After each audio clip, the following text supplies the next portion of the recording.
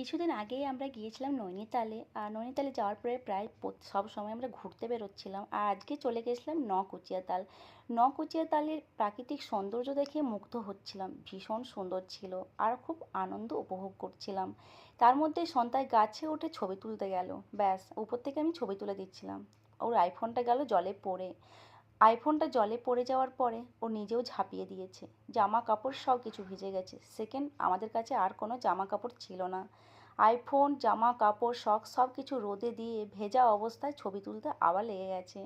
মানুষের জলে আইফোনটা পড়ে যাওয়ার পরেও যে ফুল এনার্জি নিয়ে ছবি তোলে বা আনন্দ করে, সে সন্তাইকে না দেখলে বোঝা যায় না। আমার হলে তো ভীষণ মন খারাপ হয়ে যেত।